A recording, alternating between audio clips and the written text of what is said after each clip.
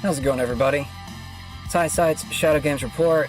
Doing part 9 of Destiny 2 tonight. Had to wait on a larger update for the game. That's why I got started later than I actually wanted to. Also moved a bunch of my stuff around today, so my camera is having a hard time picking up on my face. I'm a little bit further away from the camera now, so it's having a little bit of a hard time picking me up sometimes. My hat too. I also keep bumping my elbow on this thing that's next to me. It's not, I don't know, I'm still getting used to it. It's a new setup. It's okay. Growing pains. It's alright. Anyways, we are going to get into the news before we get into the game, like we always do. About 30 minutes to 90 minutes of news before we get into the game.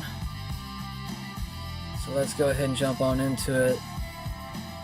Cold as ice, y'all. Cold as ice. I don't think this is actually the first episode I've named that before.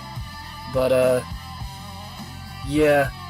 I was actually debating if I should call it Cold as Ice or Arctic Frost today. I don't know. But we got two stories that are commingled with that analogy, I guess.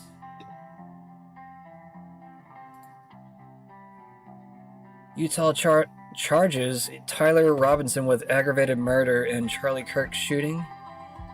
We also have a weird circumstance where this guy that I guess initially claimed to be the shooter happens to be a pedophile. Weird. Yeah, there's just lots of weirdness to this whole story. But anyways, not to get caught up in it. Grassley exposes FBI Arctic Frost probe targeting 92 Republican groups.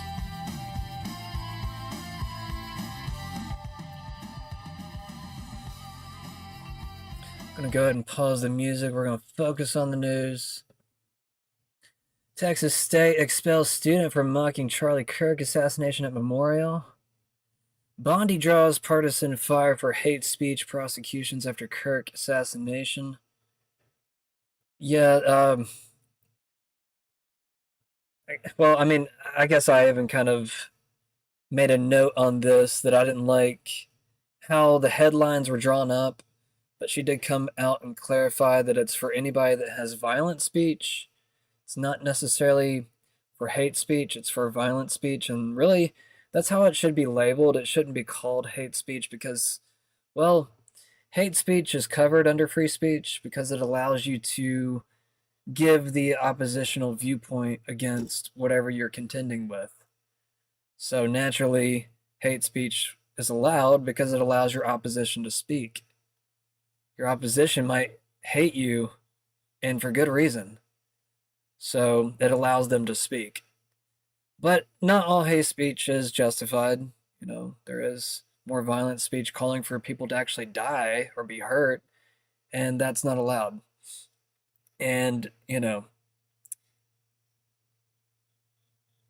it's kind of a muddied water to some degree because sometimes there are borderline threats that are not necessarily, I guess, what would be considered a true threat. And I guess that's where I feel like certain things are allowed. And I mean, I guess if you are vague with your speech, you know, you can speak a little bit more freely, but you just can't say specific names. You can't say towards a specific person. You know, it has to be a little bit veiled if you want to get away with that type of stuff. And I'm actually not even like trying to incite people to speak that way. It's just that if you're going to speak that way, at least be a little bit tactful with it. You know, and I get the emotion right now where people want to lash out against certain characters. Obviously, the right doesn't feel like the left is justified in this case. Lots of disrespectful outlashes against the supposed death of Charlie Kirk. And I say supposed because, like, well, like I showed last night, I've been questioning a lot of the narrative myself, if a lot of this is even true or real, or, I mean, to me, it comes off as some type of show or display, or maybe even trying to scare people to try to silence speech to some degree. But at the same time, I don't have enough evidence to go off of, so I don't get crazy with my theories, you know? Like, there's some people that just get too wild with speculation. And, you know, the difference here with me is that a lot of times I will tie it to some type of realness around the whole situation. And there's actually a lot of new weirdness being added to this whole equation almost by the minute every single day. And, you know, trying to parse out what's real and what's not real is hard to do. And I get where everybody is, you know, trying to control this to some degree, but you have to kind of let it play out. You kind of have to let people's speech play out. You have to allow people's theories to test other theories and see that's good for the truth. It's good to have debate. That's actually what, you know, Charlie supposedly stood for. It was all about debate. It was all about, you know, trying to understand each other to some degree. Now, I will say that he was a little facetious, and obviously he had his own biases. Everybody has their own biases to some degree. But, you know, you'll notice throughout some of his debates that he does have an obvious skew towards his biases, and I mean, that's natural. You know, that's one thing I feel like a lot of people try to do is try to make that out as unnatural. No, everyone is skewed towards their bias. They're going to, you know, he was very skewed towards the Bible, so I mean, naturally um, he had a leaning towards it. He defended it, and it doesn't really matter if there was actually a lot of, you know, factuality to his, you know, evidence. I mean, but that's the thing. It's like a lot of people use you know, text for their authority. And what I mean by that is, like, you know, you'll have like scientific text, you know, certain studies that a lot of people will reference whenever they're saying that something is factual. And I mean, you know, it's the same thing that Charlie will do with the Bible. He'll try to use the Bible, you know, the text, as a justification for something actually happening during a certain time period, you know. And like I've said many times on the channel, we learned through COVID and many other stories, really, that certain scientific data can be, you know, falsified just as easily as, let's just say, edited Bible books. You know, we know that the Bible is edited. So, you know, it's not hard to believe that either side could be, you know, I guess maybe just an approximation of truth, or maybe even just a skewed truth because the data was edited or biased towards some degree. So, you know, that's just things that we have to be real about. But anyways, not to linger my thoughts or my monologuing, whatever you want to call it. Let's see. Bondi draws bipartisan fire for hate speech. Yeah, we just talked about that. Trump lands in UK for rare second state visit with King Charles. Interesting. I remember seeing that story earlier. I didn't know he was meeting up with King Charles, though. Charlie Kirk shooting, suspect charged with aggravated murder. Prosecutors seek death penalty. It was around, I don't know, I heard that there was at least like 3 felony charges as of right now. But I kind of wish I kind of wish someone would question the FBI right now. What is this? Or even the local police departments. I don't know where he's being held. Why was he not cooperating with the local authorities? You know, what was his contending arguments? You know, it's kind of like the same thing with Luigi. We weren't allowed to hear anything from Luigi. And I just think for public justice, I think it's good for, you know, even if they killed somebody, I think it's good to hear their side. You know, maybe it doesn't have to be directly on screen or whatever, but if they're able to have um, some type of message be able to put out, maybe a recording even, I think that would allow people to trust the circumstances a little bit better. But at the same time,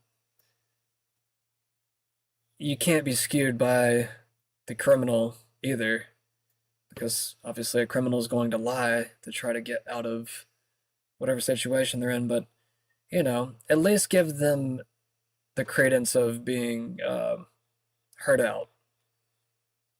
That way, if for whatever reason they are being framed, because there's even speculation that this shooter of Charlie Kirk might be set up by his parents.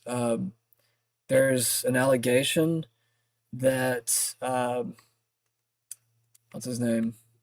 I just had his name in my mind. I just forgot it. For some reason, my mind, like, I don't know if like the CIA is like shooting like beams into my mind right now, but I just had his name in my mind. Is it Ackman? Something Ackman. Is it Bill Ackman? Hold up 1 second. I think the CIA is messing my mind right now. I didn't finish this. Oops. Well, you shit. I'll post it later.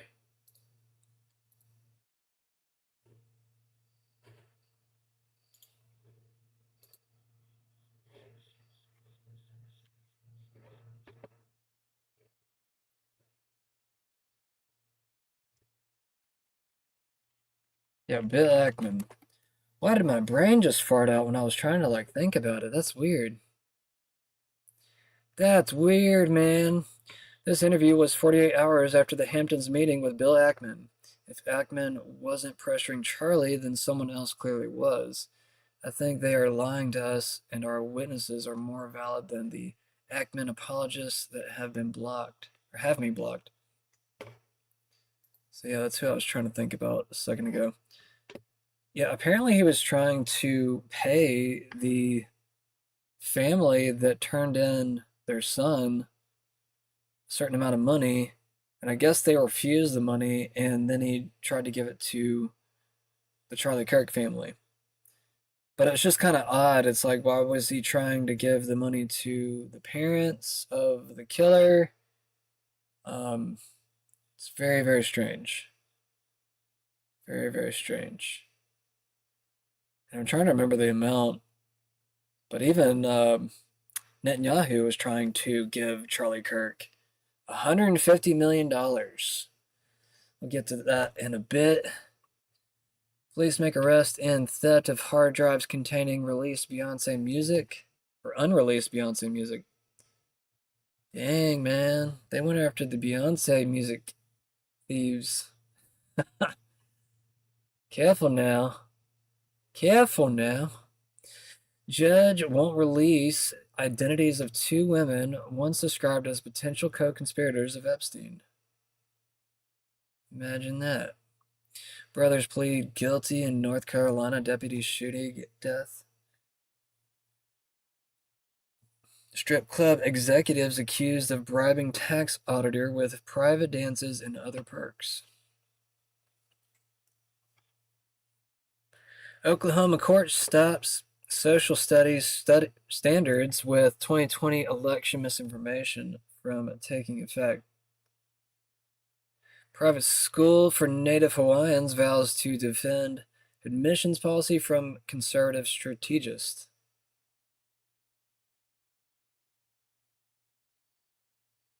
It's just weird, like the hatred around conservatives. I guess I kind of understood it a few years ago, but at this point, I'm just kind of like, nah, man. Nah, I think COVID kind of showed the true face of conservatives, where they are a lot more understanding and just willing to accept a lot of the bullshit of the left. And I mean, honestly, they probably accepted a little too much, if you ask me. But I don't know. There's also the theory that the younger you are, the more liberal you are because you have the less or you have the least capability in society. So like, as a child, you have more restrictions. And as you get older, you have less restrictions, like laws, whatever, parents, whatever. And by the time that you're 18, you've had so much restriction in your life, you're kind of anti conservative because you grew up around your parents, which are usually conservative. They're usually maintaining a lot of those family values because they had to. They had a family. It's kind of natural if you think about it. A lot of these values. You just have to actually tie them to something real, and then you start to understand them better. Um, with the left, it's really just about a lack of capability, and that's why they feel oppressed.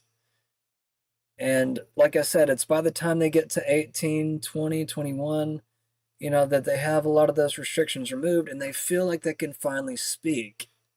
You see what I'm saying? Like, you follow that logic, you're just like, damn, dude, holy shit, that makes sense. But it goes the same with conservatives. As the older you get, the more you try to conserve your values as a person, as who you are. And that's how you actually become conservative. A lot of people don't think about what that word means. We have environmental conservationists on the left, but then they hate conservatives. It's like, are you serious? Which I know a lot of the left has actually gone towards eco-terrorism at this point, which is just retarded and backwards, by the way. If you're a climate activist, you can't be an eco-terrorist. I know you're trying to throw out the contradiction so that conservatives will care, but conservatives are a little bit more patient with information. I mean, honestly, by the time that a lot of people are 30 now, they end up becoming conservative just because, well, the youth went so far to the other side and kind of forced them to that place. And also, they got older and they started to kind of think about a family. So naturally, like I said, they start to conserve whatever's left of their youth or whatever's left of their life or family, and they start to think about their own family so they can conserve what's valuable to them inside their family. And that's how they become traditional, because they have to start reverting back to what their parents taught them. Anyways, this is not a lecture. We're doing the news. I'm just trying to give a little bit of why certain people are certain ways, certain groups are certain ways, and why, the right or conservatives at the moment are being a little bit cold towards the left, which, you can't point at the entire left and say everybody did this, but whenever you have a large group of people outlashing and showing hatred against Charlie Kirk and glee of him being dead, you can understand why someone could start to be cold or even start to kind of lash out back. A lot of conservatives are starting to get fed up with how the left's behavior has just gotten worse and worse over the years and hasn't tried to mediate or even seek out any type of moral stance anymore. It's all about just hating traditional values and hating everything that their parents were. It shouldn't be about your parents. It really should be hating what the government did to you and your family. Um, and I just think that's the realest point to make about all of this, is that your family has been completely manipulated in so many different ways that you probably don't even understand. Your family definitely doesn't understand it unless they're keeping up with things. I mean, I'm just kind of speaking from my own standpoint because that's how I feel about this whole thing. Is that the government has been playing with its own or our government, United States government, has been playing with its own citizens for so long and been lying to us about so much. I mean, it's really where you have to kind of give some type of leeway towards your family for not understanding. And I'm actually saying that to myself as I'm, talking this out, because um, it really has bothered me that a lot of people have been, I guess, incapable of trying to understand or even wanting to understand. It's like you'll tell pieces and bits of the story and they'll get so freaked out by it they don't want to hear anymore. And I totally get that because, years ago, I guess a lot of that shock factor hit me too. But as you, I guess, become naturalized with a lot of these things, you become a little bit desensitized by it, and it's not good. But I guess you do become stronger from it if you are a little bit desensitized. That's one thing that's not talked about whenever, um, I guess, I don't know, just talking about the stresses of life in general. Anyways, speaking of Luigi, New York judge tosses terrorism charges against Luigi Mangione. Lets murder count stand. Interesting. Did we ever figure out if Luigi had any mafia ties or anything like that? I mean, that's an Italian AF name. I just want to like point that out. Luigi Mangione. That definitely sounds like it would be like a mafia name or something, but I don't I don't remember exactly if that was ever one of the mafia families. I'm sure it probably is. It's New York for, crying out loud. UN Commission says Israel's committing genocide in Gaza. Yeah, I mean, we know. At least I do. At least I feel that way. That's how I, characterize it since I guess really thinking about it critically. I didn't think about it critically at first because, well, we've all been kind of indoctrinated by different things. And one of the major things I feel like most people have been indoctrinated by is the biblical ties of ancient Egypt, or not ancient Egypt, I'm sorry, ancient Israel.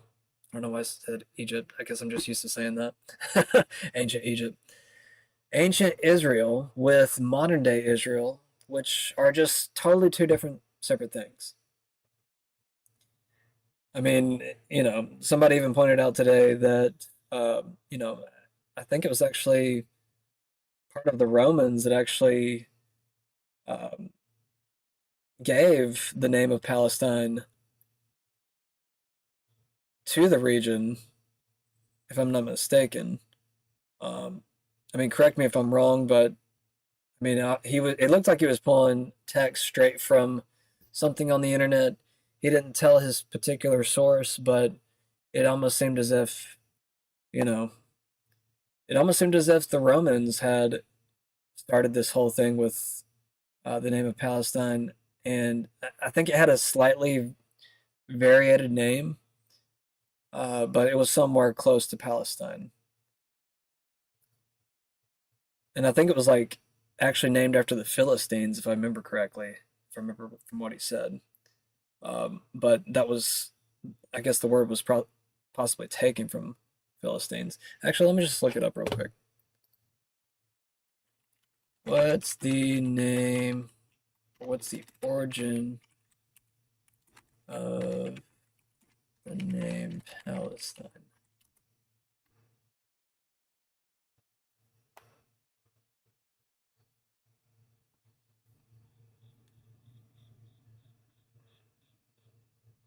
Yeah, okay. Originates from ancient term Philistia, referring to land of Philistines, a people of Aegean origin who settled on the southern coast of the region in the 12th century BCE.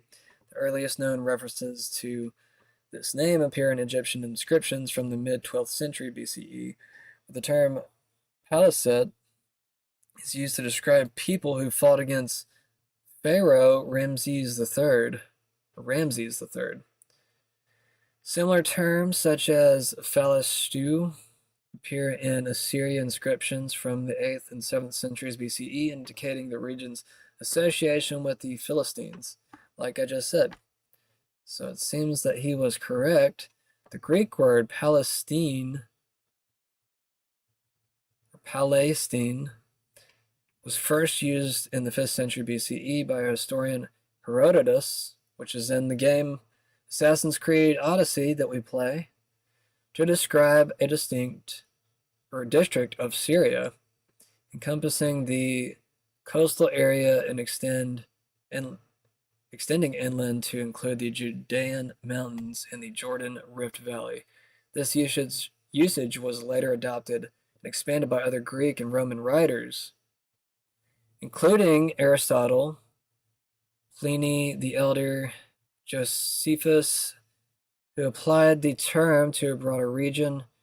The Romans formally adopted the name Syria Palestina in the 2nd century CE following the suppression of the Bar Kokhba revolt in 135 CE, renaming the province of Judea to sever Jewish ties to the land and as a deliberate affront to the Jewish population, referencing their ancient enemies, the Philistines. Well, imagine that. Imagine that. This administrative designation continued through the Byzantine,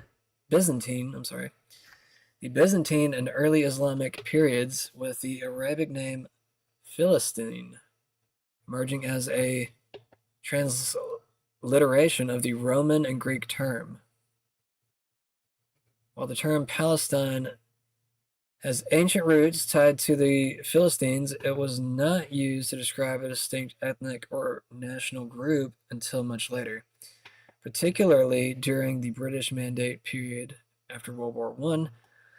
The modern concept of the Palestinian identity developed in the 20th century, primarily in the response to competing national claims in the region. Cool. Well, we got our history lesson. All right. Good to know. Where do we even like go from that to get to there? Either way, let's jump into the content today. Took extra long with the headlines. All right, let's get cold as ice, baby. From U.S. Immigration and Customs Enforcement, Chicago, Operation Midway Blitz. This is 4 hours ago. ICE Chicago arrested Marcelino Ramos Cruz, a illegal alien from Mexico. His criminal history includes arrests for DEI, resisting a police officer, and vehicular burglary.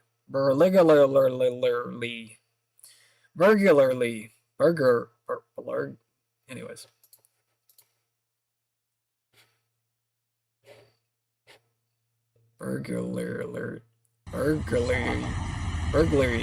Burglary. Said it. That's it? That's all you got? He's short. He must have resisted a female officer. No offense. What? Unknown lands beyond the Antarctic ice wall? Jeez.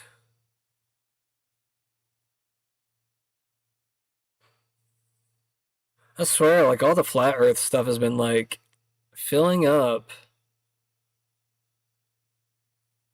the internet.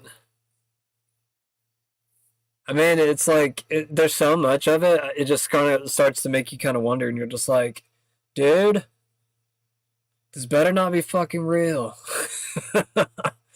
I swear to God, if the flat earthers are right, I'm gonna lose my shit. But there's like so much content hitting X with it, and I'm just kind of like, dude, this has got to be a psyop. Who is this guy? I repost a lot of his stuff, and I'm just kind of like, I don't know if you're a citizen journalist, bro. I don't know.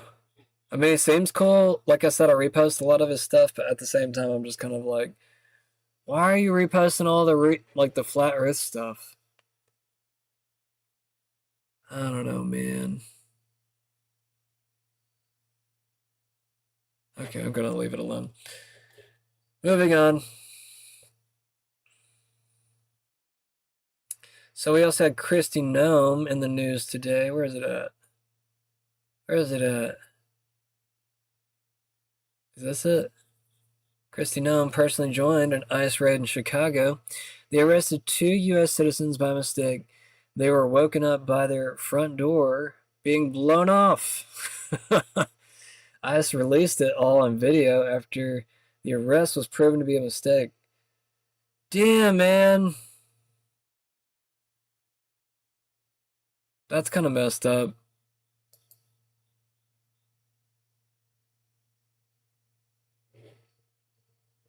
I spoke to that contractor over there. He was called by the homeowner to repair the damage. He says both the front door and back door are busted in. Now, Secretary Kristi Noem sent out a tweet that reads in part, "I was on the ground in Chicago today to make it clear we are not backing down." That post on X also included video showing several people being led away in handcuffs.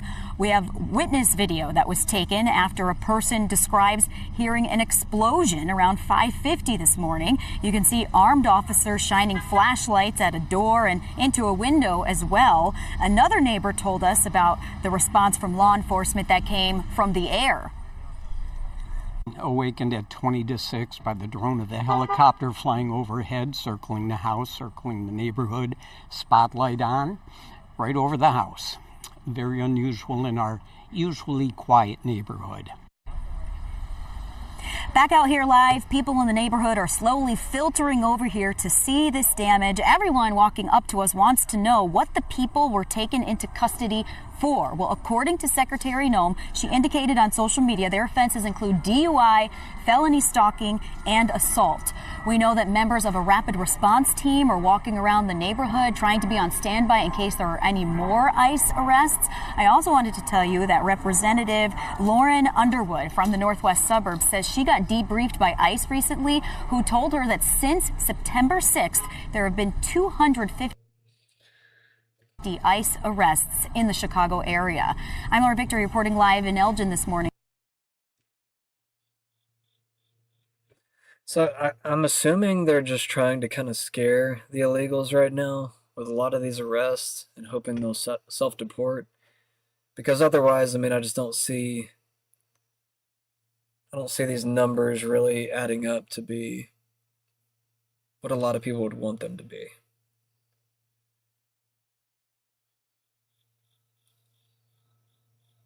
Oh yeah, this is a joke. Hello? This is ICE. I need all of your documents. This is ICE. This is ICE. I need all of your documents. This is ICE. I need all of your documents right now. You need to leave right now. You don't care? I need all of your documents right now. This is ICE. This is ICE. I am ICE. I am ICE. I am the police. I need to see your I am ID. ICE. Huh? Give me your I'm ID. ICE. Huh? Give me your ID. I'm ICE. No, give it to me. But I'm ICE. I don't care who you I'm are. ICE. I'm ICE. Viva la ICE. La ICE. La ICE. Viva la ICE. No? I ICE. All right, sorry. I'm not ICE. I'm not ICE. I'm not ICE. I'm not ICE. I am not ICE. Yes, I know. I'm leaving. I am not. Oh, shit. Huh? No, I am not ICE, but I'm ICE. I'm ICE. I need all of your documents. I need all of your documents right now. I'm ICE. I'm ICE. No, don't take a photo of me. No, don't take a photo of me. Don't. No, oh my God. I'm ICE. I'm ICE. I need all your credentials. Credentials. No, Rigo. Rigo no nieve.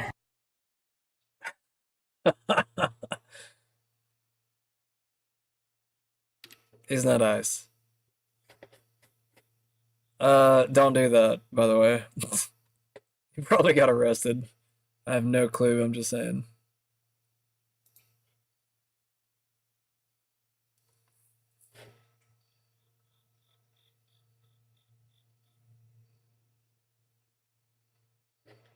It's my internet. Yeah, so I believe what you're referring to is there are these nonprofit entities that organize, as the president mentioned, attacks on ICE officers, attacks on Border Patrol agents, organized doxing campaigns, which are a violation of federal law.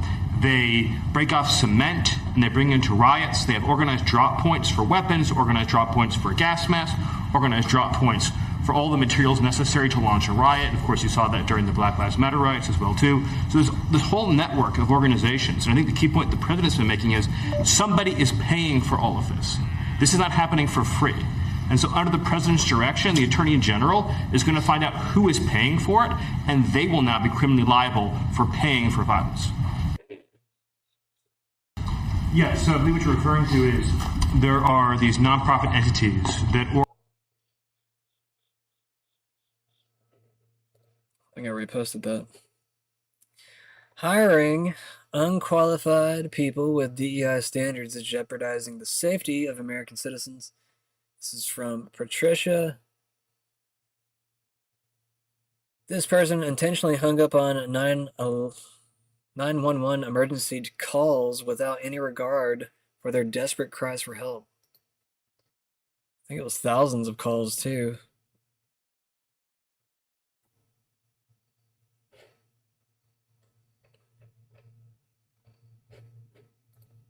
A 911 operator arrested and charged after she allegedly hung up on dozens of callers. Investigators say that between October 2015 and March 2016, Houston Emergency Center managers tracked thousands of dropped calls to a single 911 operator. This woman, 43-year-old Crenshonda Williams. Williams has been charged with deliberately hanging up on callers in 2 of those cases, including one involving an armed robbery that left a store owner dead. Where the minivan is sitting right here by the house, that's where she fell. Buster Pendley says Williams hung up on him too. That was early on the morning of March 1st. His wife was near death after a blood clot moved to her lungs. She was gasping and I could feel her heart beating out of her chest, but I couldn't get a pulse. Pendley says he was trying to perform CPR with one hand while calling 911 with the other. The 911 operator answered the phone and she said, "This is Crenshonda, may I help you?" I said, "Yes, my wife's passed out, I need an ambulance." She said, "Okay," and she hangs up on me. I need an ambulance.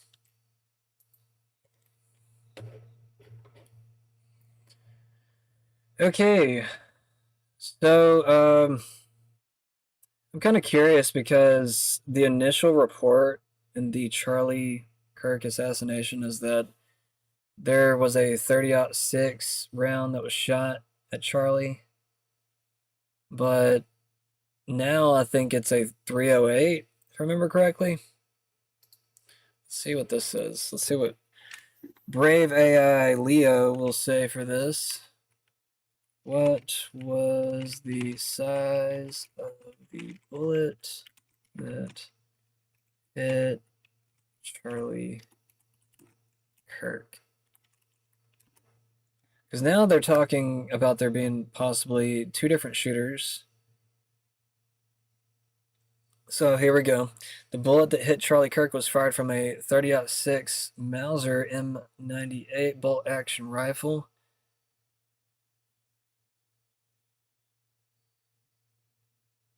So yeah, it's a pretty large round.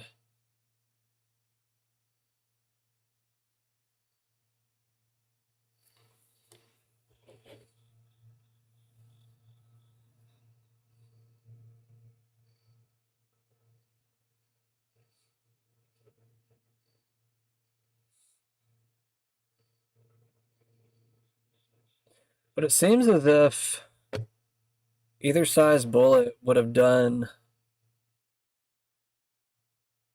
I guess not the exact same amount of damage, but a large portion of it.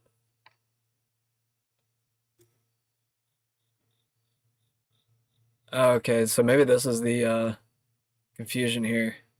Typically it fires a bullet with a diameter of approximately 0.308 inches.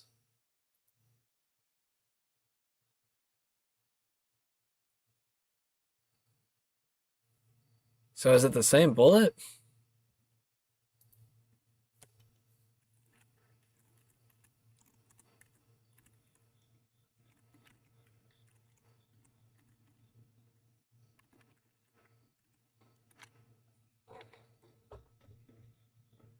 Oh, wait, no, 308. 3, put it in there.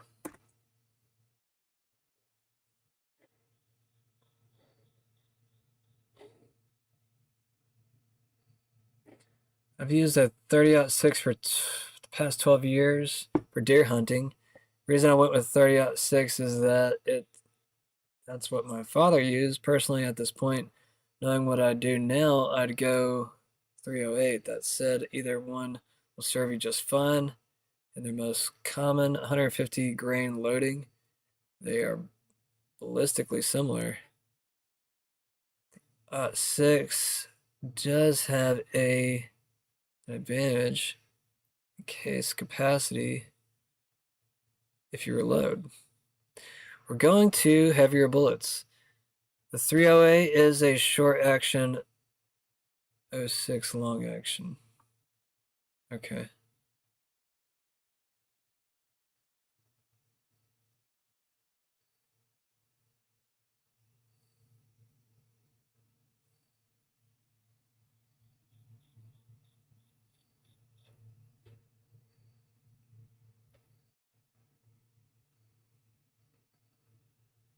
308 versus...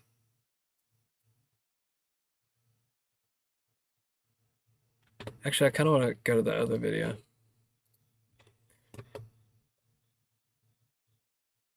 Not even close, it said.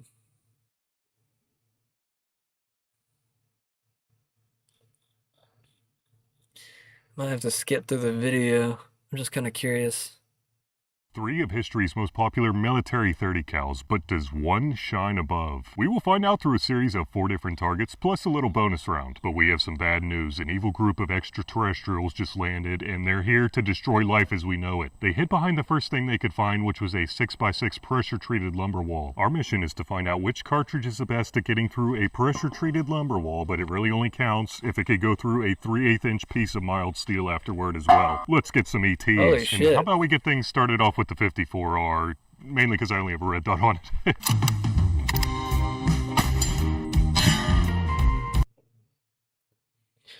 Just for copyright sake.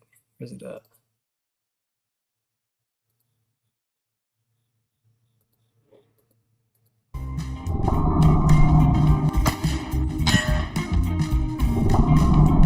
Ho-ho, both are in the circle, or at least touching the circle, so we're off to a pretty good start. This spider apparently wants to take over this block. We'll let you stay there for a second. Anyway, let's check out the results. Don't get smushed, spider. Turn it around, and I can't tell what happened. There's just so much fragmentation that came back and hit the block back here. Anyway, how's the alien's face look? Oh man, his chin got demolished down there, but anyway, you could see the bullets definitely did not go through. Those ETs are destroying life as we know it right now. Sorry, spider, we're gonna have to relocate you. Oh, come on. Okay, I mean, that's slightly better.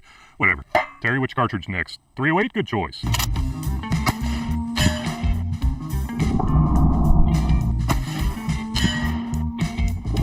Is it just a bad shot? Solus has been super accurate, but it does not like those M80 rounds, as you can see by how I did better with a red dot than the freaking magnified optic. But let's check out the back. I mean, still 2 good shots. One freaking gaping hole, but I can't really tell what happened otherwise. I think some more fragmentation hit this. Anyway, oh, maybe that was a gaping hole, or maybe the gaping hole was the one that tumbled. I'm not sure, but anyway, that evil ET got dropped from the jaw. And I guess I'll get a new block. I mean, who knows how compromised it is with all that fragmentation that came back. Here is our new block. I don't know if we'll hit the alien with it shifted that far over, but we'll see.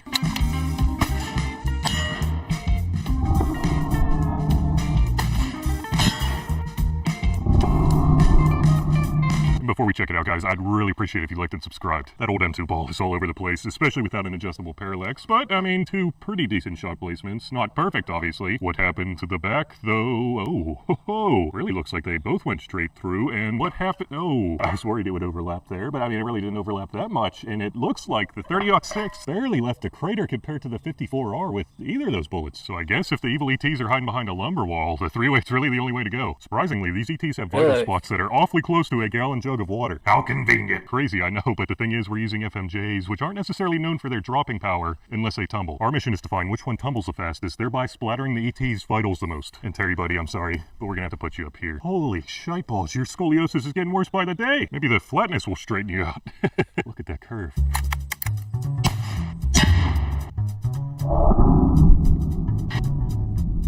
This is the first time I've ever shot a Mosin, and I remember growing up, my friends were always like, oh man, Mosins, kick. And now I'm just thinking, what? Anyway, that one had a decent reaction, but really nothing too crazy. I mean, the bottle shredded up a little bit, but nothing too crazy, like I said. Let's check out the steel. I didn't even realize when I was putting this back here, but this will probably tell us if the bullet tumbled, and it does not look like it did. I mean, maybe partially, but definitely not a good splatter. Who's next? Oh, thanks, Terry. Which one was this? I think that was even less eventful. I mean, we'll have to check in the slow-mo footage, but let's check out the bottle. Or, I mean, the alien vital cover thing. Anyway, the pretty good, about the same as the 7.62 by 54. I don't care about the bottle. And, oh man, the 308 went straight through the 308 went straight through. I don't really think it was tumbling at all. Looks like you get the pleasure of dealing with the 30-06. I mean, you would think if one of them could do it, right? You gotta move that freaking metal plate. I don't even know what to say. I guess it just takes longer than a gallon jug of water for these bullets to tumble. I mean, this one seemed I don't care about the do a jug, pretty bro. decent number, just like the other ones. And, oh, okay. I mean, on the steel, at least, it looks like the bullet tumbled, but maybe it was doing that as it exited the gallon jug of water, huh? Well, you already saw the slow-mo, and looking it over on my end, I don't really think there was that much of a difference, but at least the 30-06 tumbled. I mean, that's what we were after, so I gotta give it a couple extra points. And Terry, come back down here, buddy. I'll help you out, though. Oh man, that is harder one-handed than it looks. My gosh, that's scoliosis. Or even more appropriately, ballistic ptosis, I guess? I don't know. But you know what's worse than ballistic ptosis or even scoliosis? Getting into credit card debt. Getting out? Well, Oh, shut up. Alright, we're gonna stop it right there. Who is this? Just, he is Banana Ballistics. Go watch him if you enjoyed that. Honestly, I didn't know. It kind of seemed like the 308. I think it was the 308 performed the best. At the same time,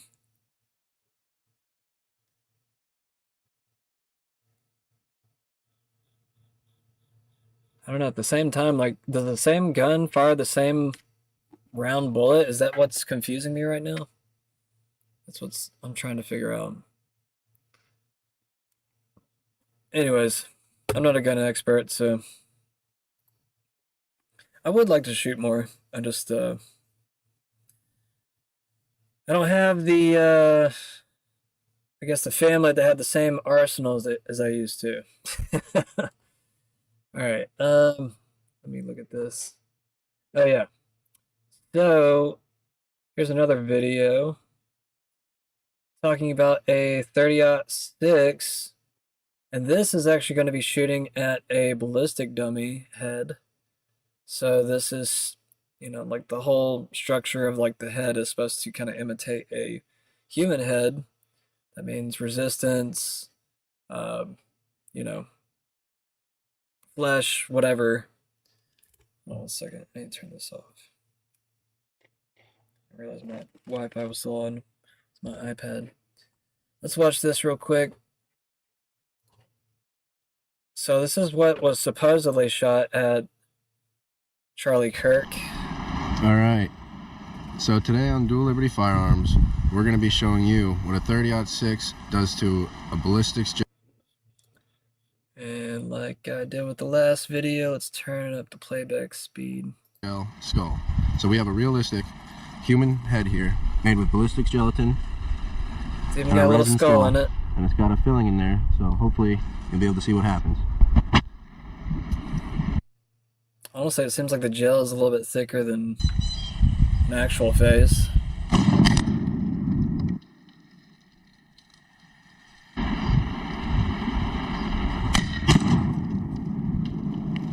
So yeah. All right. Completely blew up the entire head. So I don't think I covered this video last night, but I kind of want to add to it since I was talking a lot about his assassination, at least supposed assassination. I particularly feel as if, like, you know, he was shot in the neck by this at, you know, less than 200 yards.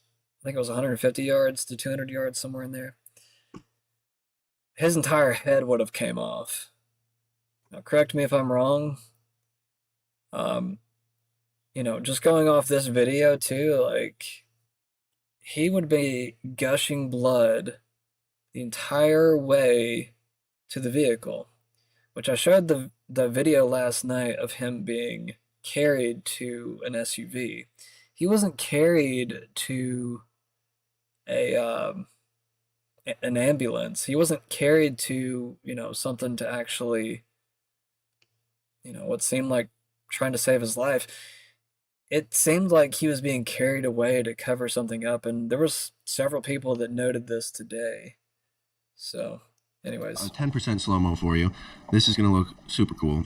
Now, what happened was when the 30-06 projectile hit the head, I had predicted it would go through the front side and just blow a big hole.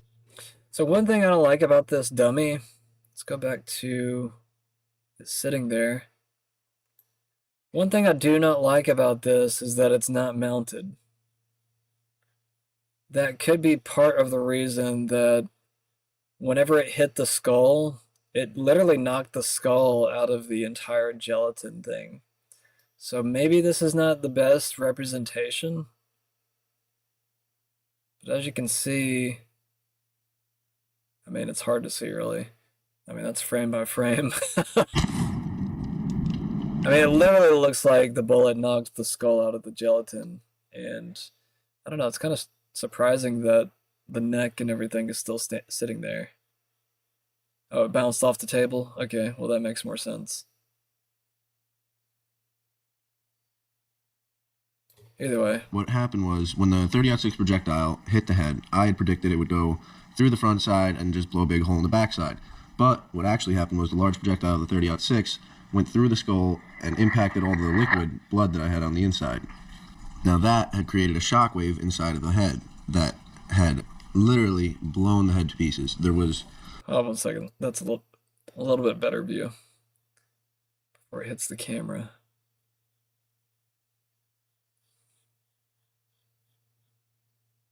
Okay, so it did blow up the skull. Jeez. Remember, this is not a human head, but at the same time, looks like there's pieces of skull kind of in the gelatin.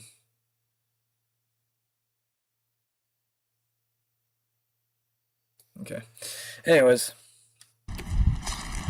as you can see, it kind of appears that if this is what truly hit Charlie Kirk, there would be a lot more damage on his body, and most likely an exit wound.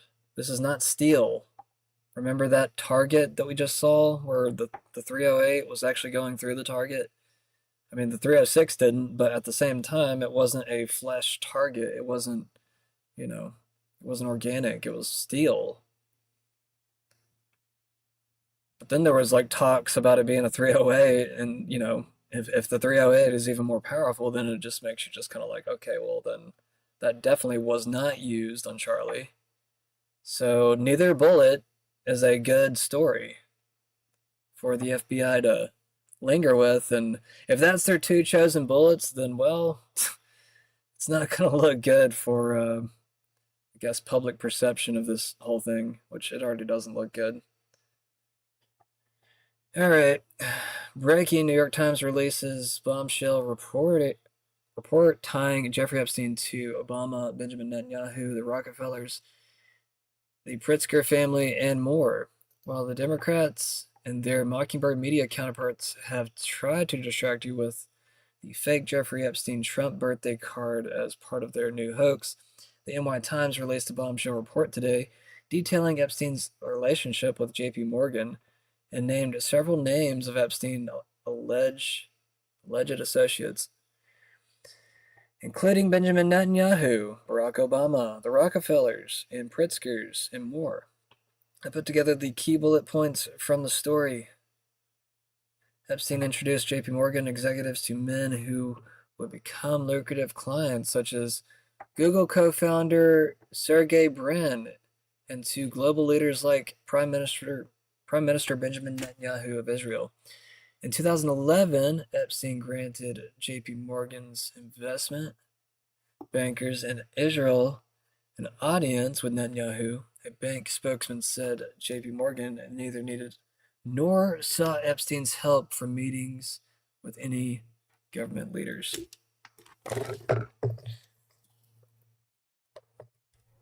One second. Epstein, in the words of close friend, former Israeli Prime Minister Ehud Barak, was a collector of people. Epstein told JP Morgan legal counsel that prominent names could vouch for his character. Go talk to Bill Gates about me, Epstein said at one point.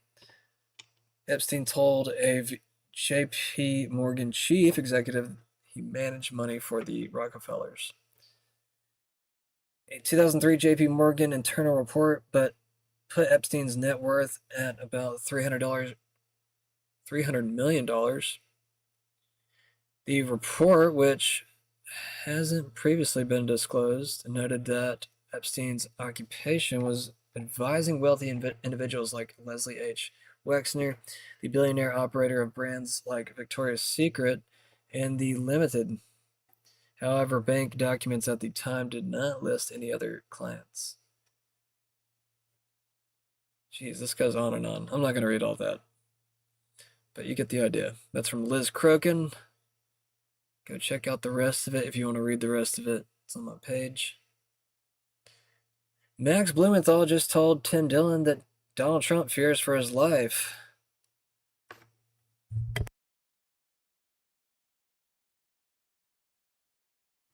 Does the President of the United States fear for his life? Yes. Yes. I mean, obviously he fears for his life. And I was told that he feared for his life before the 2 assassination attempts, one coming within a millimeter of striking his head. I mean, let's not forget about that. But I mean, just to clarify, he doesn't fear for his life because of Ireland. I mean, I've been told, yes, that Israel is a major source of concern for Trump. I mean, think about it. What would happen this if is the our president ally. if he suspended confused. if he suspended arms to a country that carries out assassinations all across the globe, that specializes in assassinations, that has an entire wing of its intelligence services that conducts assassinations, including with household goods like pagers, would you not be scared? So yes, Trump is scared. And what I learned from this source, who is a Trump insider, someone who talks to who talks to people in the Oval Office, people close to Trump, is that during one of Netanyahu's many visits to the U.S. this year, some figures in his retinue, Israeli agents, placed electronic devices on emergency response Secret Service vehicles. The Secret Service found them and they reported this to the White House. You know, these would be emergency response vehicles that would respond to an incident potentially involving the president.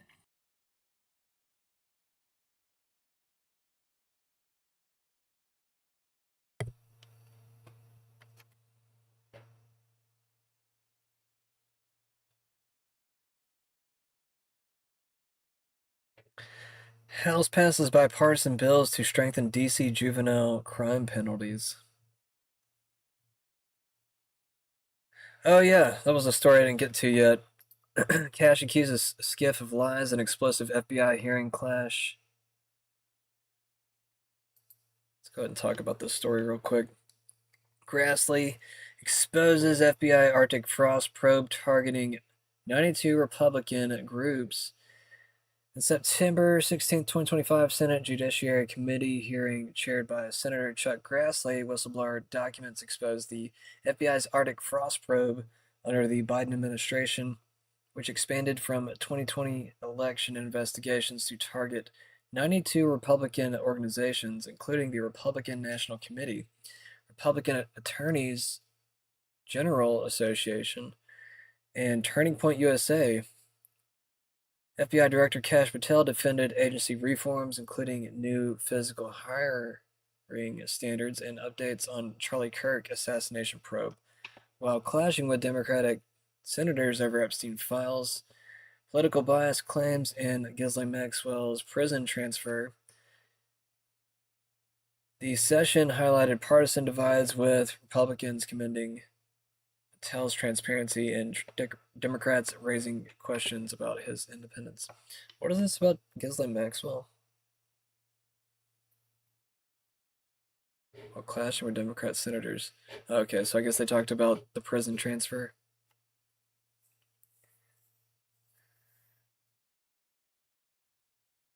Let's go to the one that I reposted. Wow, Kash Patel just went nuclear on Adam Schiff. I am combating the weaponization of intelligence by the likes of you. People to believe that?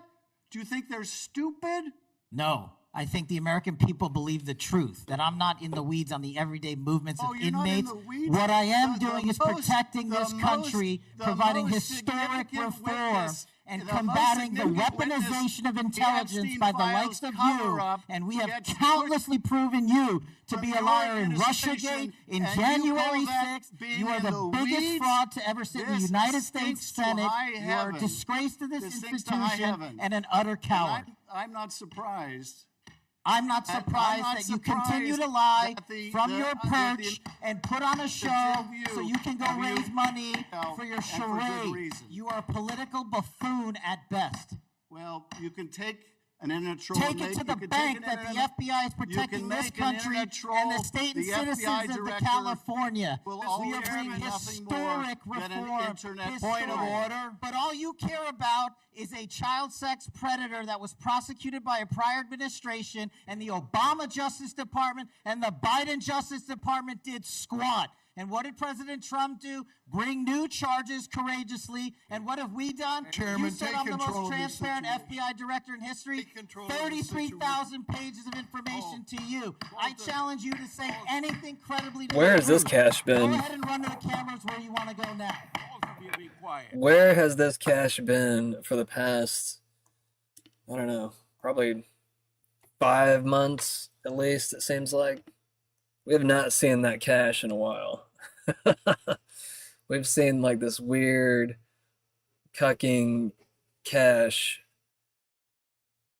But this is like the old cash though. This is what we want to see. I don't know where that's been. I don't know why he hasn't. Anyways. Let's see. Is this another clip? Is this the same thing? Let's see what this is. Move on to my. I hate You know, hearing from her. you've been asked some questions about changes to your hiring standard. She just always argues in the worst points and the worst skewed morality. I don't know. Just, yeah. And including college degrees and possibly the age. But, you know, one question I had is, And maybe I'm confusing her with somebody else, but I want to say this is the same person. that you are now requiring applicants to be able to do a certain kind of pull-ups, which a lot of women cannot because of physiological differences. Are you requiring these kinds of pull-ups? We are requiring a physical program at BFTC at Quantico because FBI agents carrying guns in the field have to chase down bad guys and do really hard work. The physical fitness standards of those agents So are you being requiring appropriately these assessed. kinds of pull-ups? We are requiring everybody to pass the 1811 See what I mean? standards at Okay. BFTC. Yeah, this is her. If you want to chase down a bad guy Excuse me. and put the him in reason I handcuffs, you asked- better be able to do a pull-up. The reason I ask is that there are concerns about whether or not being able to do these kinds of harsh pull-ups is really required of FBI agents. Excuse One me. pull-up Mr. is not Michelle, harsh, I and there are am always greatly medical concerned. exemptions. Excuse me. I'm That was good. All right. Let's hear from Chris Pratt, Star-Lord. Marvel Avengers star Chris Pratt just randomly uploaded this video to pray for his followers and supporters because he felt like this was the right time to do so. Hey guys, just stop real quick and pray with me. Lord, you say, be still and know that I am God. Psalm 46:10. Be still and know that I am God. In this moment, please, Lord, calm my restless mind. Quiet my anxious heart. Help me set aside distractions and choose what gives life and gives peace. Isaiah 26:3, you keep in perfect peace those whose minds are stayed on you. Lord, fill me with strength to turn my attention toward you, that I find rest and joy in your presence. Amen. Okay, now you can continue strolling or you can turn your phone off. Well, Lord, forgive Cash for what he's about to say.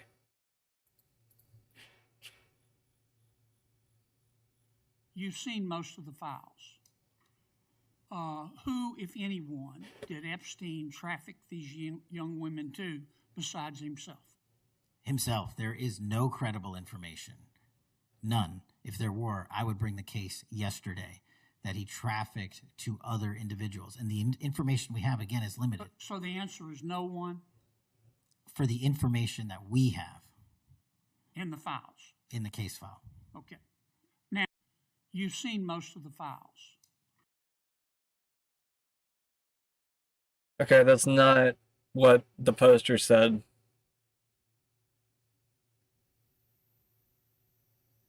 Well, he's just saying that they don't have the evidence, but I mean, he's not necessarily denying that Epstein did those things. But I mean, also, too, they might have transferred the evidence to a different department. So, there could be sleight of hands going on here. I don't know. After seeing this more lively cache today, it kind of gives me a little bit more hope. I think that, especially in the wake of Charlie Kirk being assassinated, supposedly, there is, you know, a real fear that Israel could come after certain American government officials. I mean, if what Max Blumenthal says, what others are saying is true about Trump being scared about Israeli assassins coming after him, I mean, you would have to assume that the same fear might be for Cash. And also, it was like, what, Sunday, I think, that Alex Jones said. I made a clip of the video. I think I played it on the channel, too. That Alex Jones said that Cash is living with a billionaire in Vegas right now. Still kind of curious what that's about.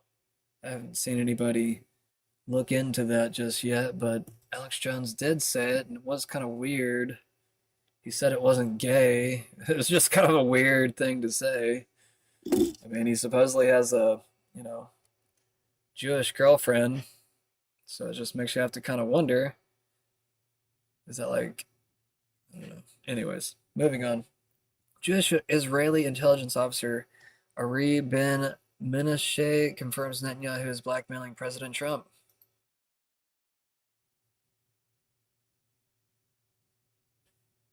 I believe that the American government is sort of trapped by the Israelis. Jeffrey Epstein is one of their tools to trap them. And what do you think of Dershowitz's denial? Hold on a second. I want to give you an example. Bill Clinton, President Bill Clinton, Ehud Barak, met Arafat in the 90s, and there was no deal. The reason was Epstein. They were being blackmailed by Epstein. Ehud Barak was also a friend of Epstein, the prime minister of Israel at the time. But he was being blackmailed by the Israeli right wing as well. And they stopped an agreement with Arafat. They were about to reach an agreement there for a two-state solution, but that was stopped because of Epstein. They were both being blackmailed by Epstein. And so Jeffrey Epstein, in a way, presumably being used as a tool by the Israelis, helped to change the course of history in this region I'm speaking to you from. Of course, a change thing, and they trapped a number of U.S. presidents by using Jeffrey Epstein. And it wasn't only about sex, it was also the money issue. Where was the money coming from? But everything is stuck over Gaza. And I believe the Israelis have the American government captive due to what happens with Epstein, or what happened in the past with Epstein. Rupert Murdoch newspaper, Wall Street Journal, put out that card or something, a birthday card Trump sent to Epstein. Where do you think they got it from? And I don't think Trump wants to continue this war or the genocide. I think it's the Israelis holding him back. Given how much maverick power he has to create peace in South North Korea, in Palestine, in all these different places, one might ask, why do they need Jeffrey Epstein? Why can't they just assassinate Donald Trump? I know there's a lot of speculation. There has been that John F. Kennedy was assassinated with Israeli intelligence help. Why do they need things like Jeffrey Epstein? Somebody tried to assassinate him, didn't they? Before the election. It doesn't always work. I'm not sure what's going to happen because, people look at these pictures of starving children all over the world, and there's a lot of pressure on these politicians to say enough, to tell them enough is enough. I'm not sure how far this will go. And I think the Israelis are committing harakiri on themselves or by doing this, because eventually they will be stopped. Now, that is where the GCC countries arguably can leverage financial power to replace AIPAC lobbying power, as it were. Do you believe that Trump can begin to leverage some of that Arab world, Global South, BRICS world power to be able to end the genocide? No, I believe that he can end the genocide right now if he just stops being scared of the Israelis. What are they going to say about him? How many girls did he abuse? How many billions of dollars he took? Let them say whatever they say. He should stop the genocide. Yeah. Let them do whatever they want to do. Morality should take over. Somebody needs to interview this guy. I encourage him like a bigger journalist. to stop the genocide at any price. Robert Maxwell was an incredibly intelligent man. He was trying to leverage things against the Israeli state, perhaps financial deals for his company. Look what happened to him. Can't the Israelis every time tell Trump, you try and mess with us? Someone is clever, and people can look up Robert Maxwell's... What does it say in the corner there? Going underground. I never heard of this guy. Is he Jewish? I don't know. Wartime record. They can still kill you. Maybe Italian. I don't know. I can't comment about that, but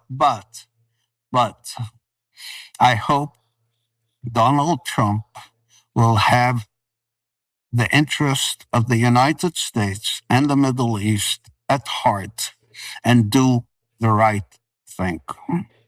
Okay, yeah. Somebody needs to interview this guy. I'm going to send this to somebody. I'll send it later. I don't want to, show half of my message people. Alright, so this is the video that I played last night. I think it's actually a different video. I think the other video was a little bit cleaner. But this is them taking Charlie Kirk into the car. And one thing I want to note in this video is the lack of a blood trail. Remember the whole point that I showed, the 306 or the 308 too, all the different, size of the round and everything else, or whenever it actually hits the target. The whole reason I showed that was to show like how much damage it would actually probably do to Charlie, and the lack of that particular damage on Charlie. Now, I'm not saying that, it's not possible that these bullets couldn't, penetrate Charlie and not even have a full exit wound. Some bullets do stop, but supposedly these were larger rounds, and they normally do go through the target. And like we saw with the 308, the 308 could go through a steel target. So imagine what that would do. But supposedly it's a 30-06. That's the main one that I heard from the beginning. Like I said, there's been different people saying it's a 308, but I don't know for sure. I don't think it's a 308. I think it's the 30-06, but we'll just have to see. But I think it's the same bullet, because I just think that they're saying it the wrong way. Anyways. There she goes. Like she puts her hand over her mouth. Hey, let's get out of here. It's time to go. Let's go. And she goes. This is a 100.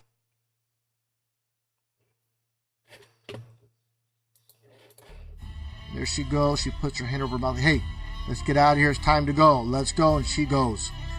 This is a 100% production. Anybody that can't see it, they're completely blind. But again, there's a person filming up here. You'll notice a female standing here like a statue where this person is stationed. You can see that other goon over here in the corner position for this event.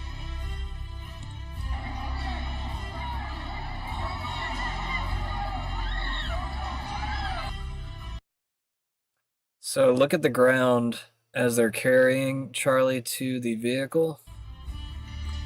And it's hard to see, but she's right there. There's the cop in play. Let's go back a little bit real quick. Right here. So we just saw them walking straight towards the vehicle.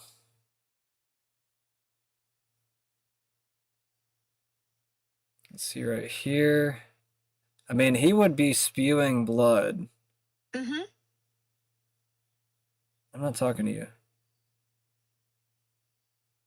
Sorry, Siri started speaking up. Don't talk to me, Siri. Thank you. He would be spewing blood all through here.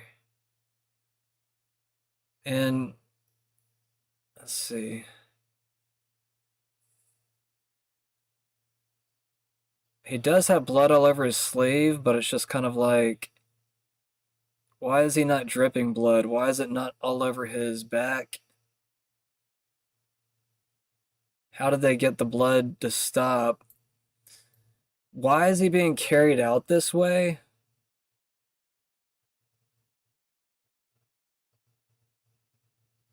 Like, there's not an ambulance? Like, what is this vehicle that they're going into? It's just like a van-like SUV.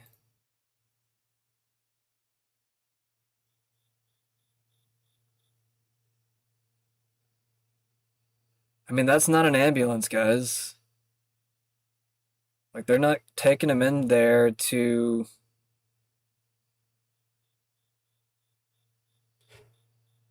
try to bring him back to life.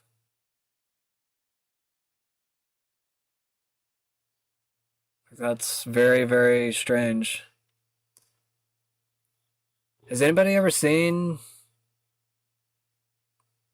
someone's been shot, treated like this after they've been shot?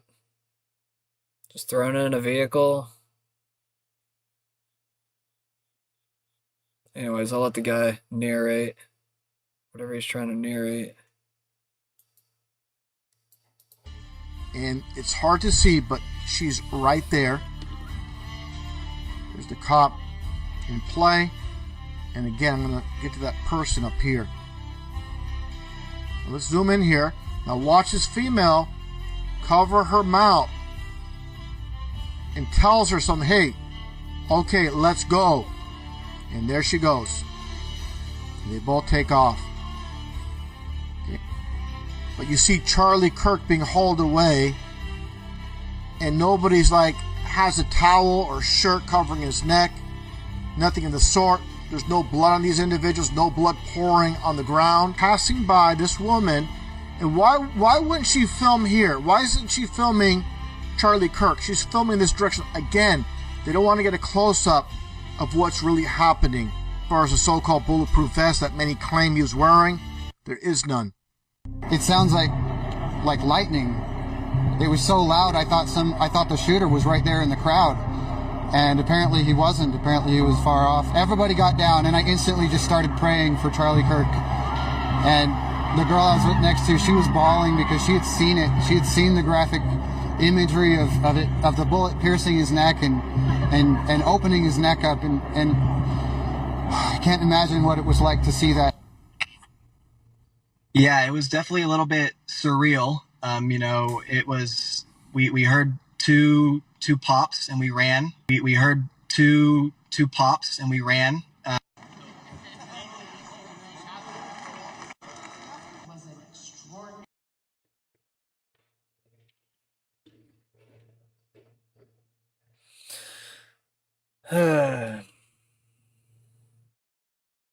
Oh, to make things worse, we have Congress, what looks like, I guess, a majority of Congress, different state officials going to Israel for the 50 states, one Israel conference, or whatever you want to call this. Kind of cringe. Bombshell move. President Trump has escalated his war on fake news, demanding that the Federal Communications Commission strip ABC and NBC of their broadcasting licenses. Trump accuses these networks of being deep state propaganda arms for the Democratic Party. That's part of his President action. Trump, who's won a pair of lawsuits against the leftist three broadcast networks, extremism, is now escalating his battle against two of them. ABC and NBC fake news, two of the worst and most biased networks in history, give me 97% bad stories. If that's the case, they are simply an arm of the Democrat Party and should, according to many, have their licenses revoked by the FCC. I would be totally in favor of that because they are so biased and untruthful, an actual threat to our democracy. President Trump, who's won a pair of lawsuits against the three broadcast networks, is now escalating his battle.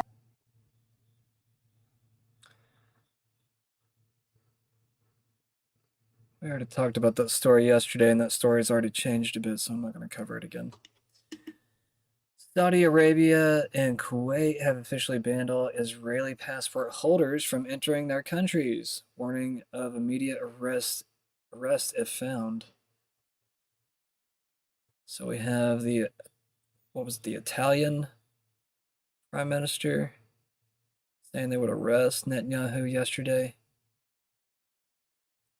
if they entered his country or entered Europe, maybe. I think that was that too.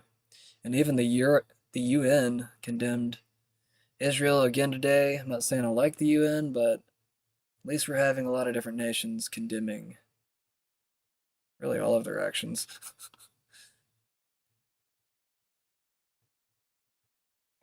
There's also some cringe video from that conference with Congress members in Israel.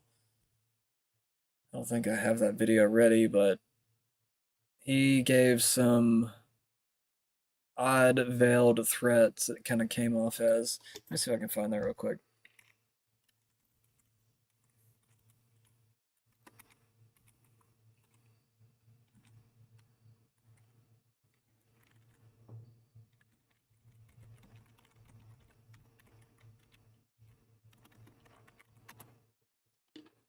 Like, it was almost as if like he was trying to come off friendly, but at the same time give certain threats.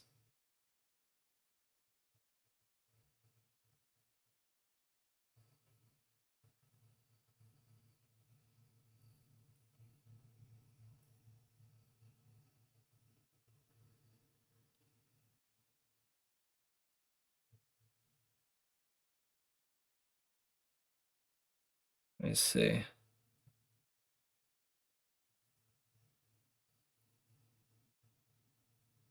Trying to figure out which video it is.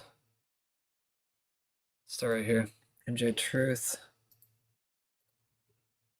The death noose that Hamas wanted to, that Iran wanted to place above around our necks was gone. That was one of their vehicles to annihilate Israel. Remember, they chanted, "Death to America, death to Israel." To achieve death to America, they have to achieve first death to Israel, because we are America's front line here. And the only force in the Middle East that was challenging, forcibly challenging, and fighting them in their quest for domination and subordination and annihilation. But ultimately, they were geared to America. So their goal was we still have to destroy Israel. What did they do? They began to race to the bomb. They already had enough enriched uranium, but you need the weapon around that uranium ball. And so they began to work secretly to activate their weaponization team, it's called in jargon, okay? We knew that if we didn't act, within a year they'd have one atomic bomb, possibly two. So we acted. We acted like somebody who has 2 lumps of cancer. One lump is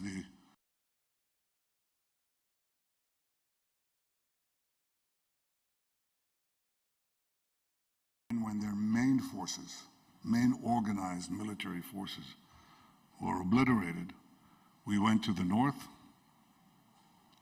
I hope none of you have beepers.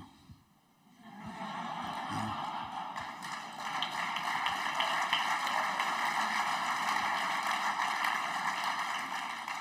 And proceeded to take out Hassan Nasrallah of Hezbollah, who was when their main forces,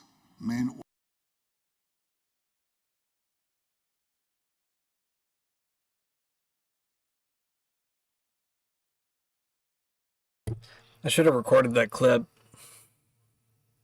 Didn't look like anybody reposted it.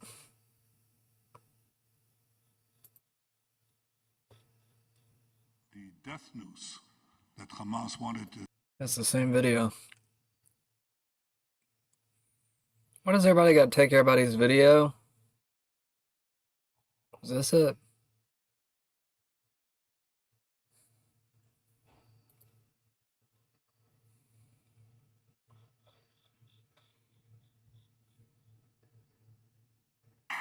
So I guess this is the whole speech. Minister Saar and 1,200 of our citizens.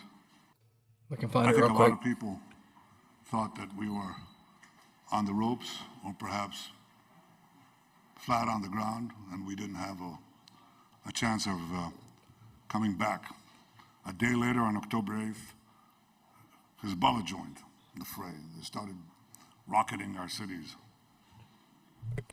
Again, no provocation. I said on that day that we will change the face of the Middle East. I said that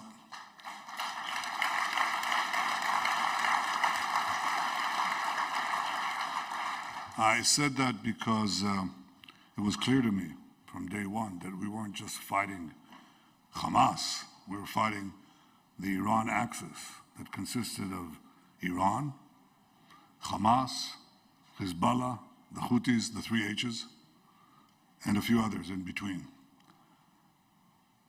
And while we would start with Hamas, we'd have to eventually reach the patron, and in one way or the other, all the elements of this terror axis. This is what we proceeded to do, first by striking hard at Hamas, then when their main forces, main organized military forces, were obliterated, we went to the north. I hope none of you have beepers. Yeah.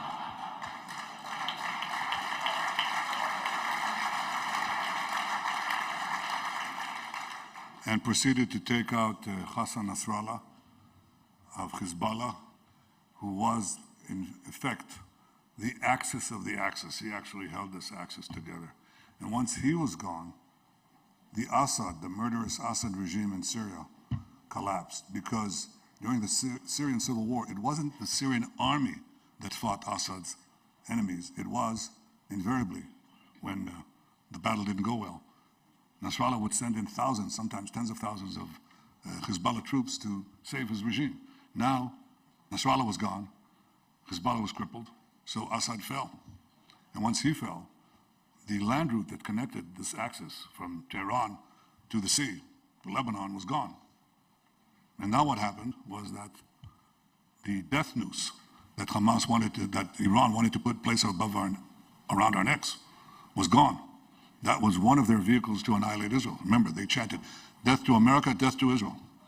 To achieve death to America, they have to achieve first death to Israel, because we are America's front line here. And the only force in the Middle East that was challenging, forcibly challenging, and fighting them in their quest for domination and subordination and annihilation. But ultimately, they were geared to America. So their goal was that we still have to destroy Israel. What did they do? They began to race to the bomb. They already had enough enriched uranium, but you need the weapon around that uranium ball. And so they began to work secretly to activate their weaponization team, it's called in jargon, okay? We knew that if we didn't act, within a year they'd have one atomic bomb, possibly two. So we acted.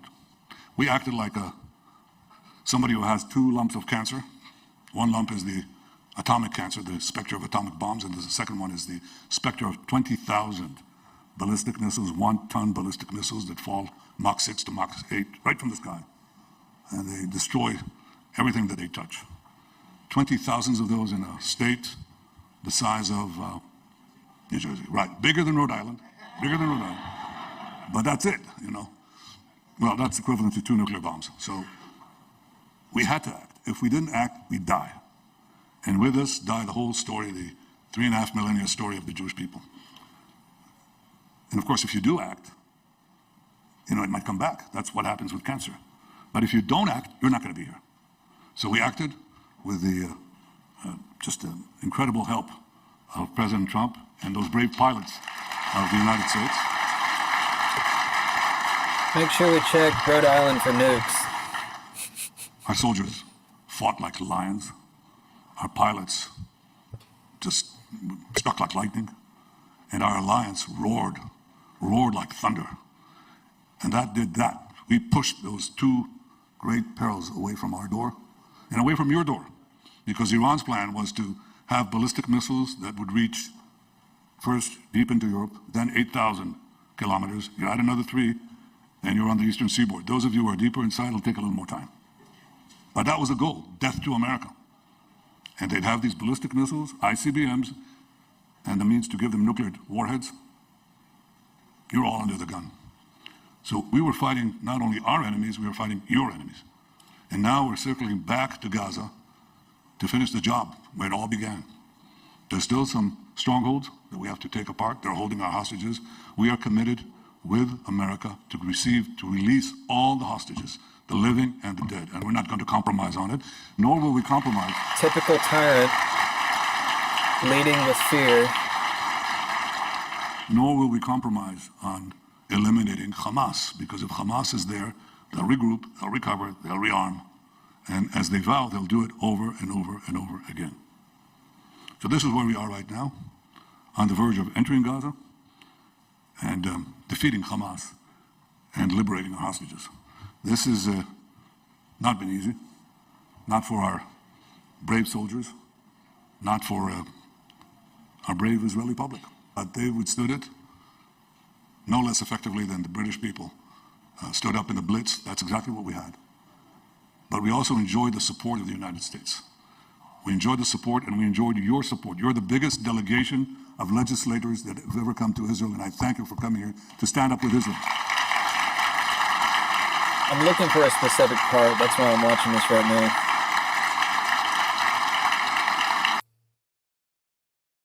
To besiege Israel. Not isolated as much as besiege Israel. That is orchestrated by the same forces that supported Iran. Iran's effort to put a military siege on us and ultimately choke us. We were able to break loose from that siege, and we will have to do several things to break loose from this siege that is organized by a few states. One is China, and the other is Qatar, and they're organizing an attack on Israel legitimacy in the social media of the Western world and the United States. We will have to counter it, and we will counter it with our own efforts. I think that's rule number one. The second thing is something that they can do uniquely in Western Europe. Western Europe has large Islamist minorities. They're vocal. Many of them are politically motivated. They align with Hamas. They align with Iran. They pressure the governments of Western Europe, many of whom are kindly disposed to Israel, but they see that they're being overtaken, really, by campaigns of violent protest and constant intimidation. And so they fall into this siege. And we can break this siege. I just said this in another meeting, and they said, oh, Israel is isolated. Israel can't break out of the siege. And I said, we will. Some of them have stopped weapon component shipments. Can we get out of this? Yes, we can.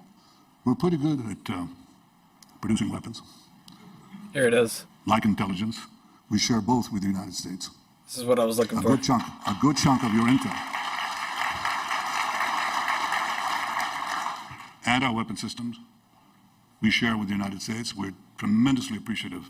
Remember, he already mentioned the beeper part earlier in the whole speech.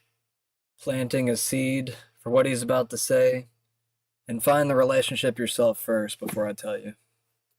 Of the bipartisan support in military matters to Israel in previous years and today as well.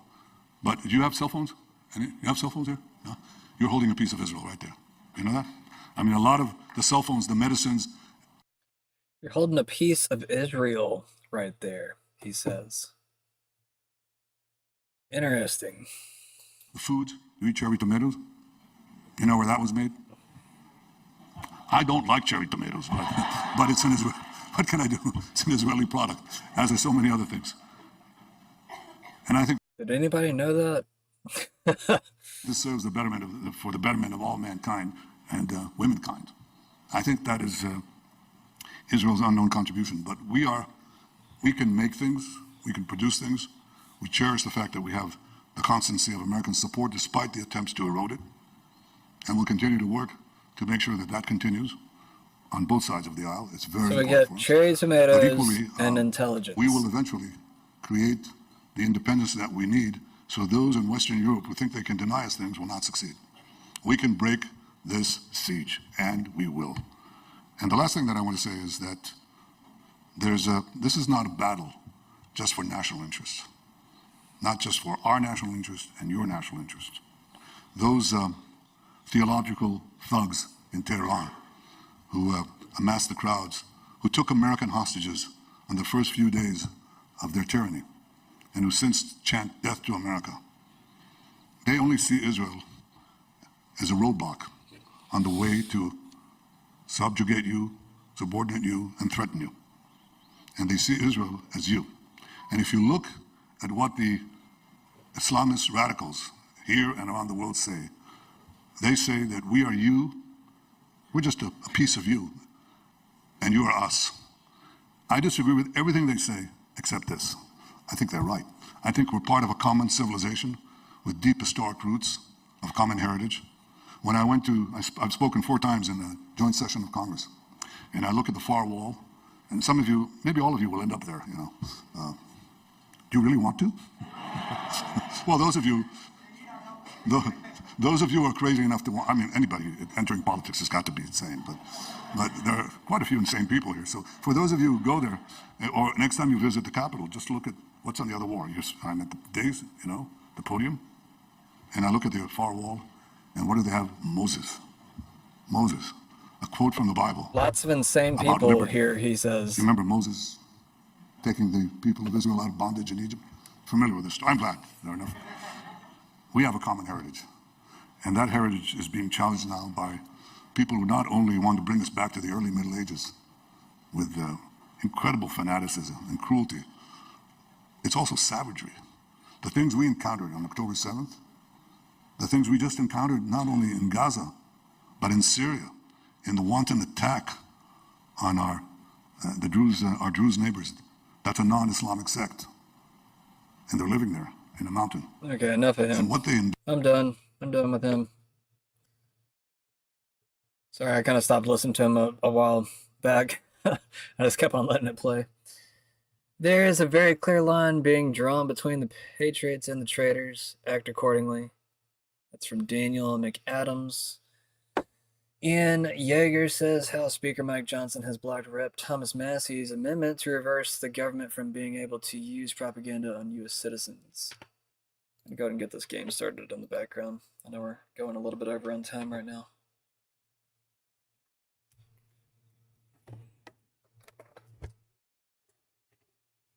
Okay.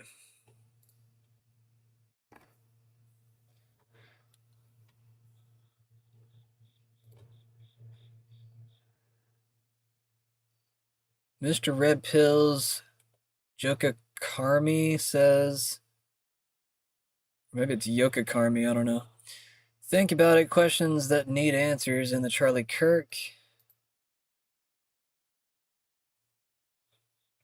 Being told the truth about what happened to Charlie Kirk, the story does not add up in any way, shape, or form, and so I'm going to ask the questions that have not been answered yet. Starting with a heavy one. The footage that we saw of the front of Charlie's neck, was that an entry or an exit wound? I ask this because entry wounds are much, much smaller. They are much more defined and consolidated to a smaller area than an exit wound. Exit wounds oftentimes look like an explosion type. It's more graphic. So if the exit wound was in the back, it surely should have looked a lot more intense than the front of his neck, right? Why wasn't there any blood spatter on the white banner behind Charlie? Another question I have about this is when they were carrying Charlie to the car after he was shot, where was the blood trail?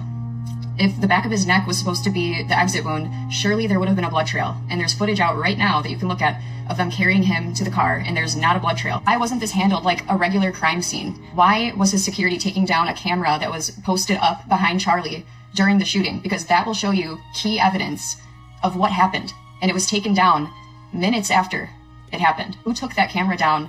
Where is that footage? And what was seen on that footage? I also want to know, why was everybody walking around the area? If a horrific crime just happened where we saw the blood, we saw it with our own eyes, why wasn't anybody looking on the ground and being careful where they were stepping behind Charlie? It was supposed to be more graphic behind Charlie if we're talking about an exit wound being at the back of your neck.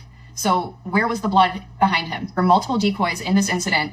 It almost seems like there was a patsy, because you remember that older guy who was taken into custody. His name turned out to be George Zinn. And ironically, George Zinn was also featured in many 9/11 interviews blaming Al-Qaeda for the 9/11 attacks. The gun that they are saying was found in the woods that was used for this crime is very difficult to take apart and put back together. It's time consuming. And so we saw him running off of the building. He ran and jumped off of the building, no gun in sight.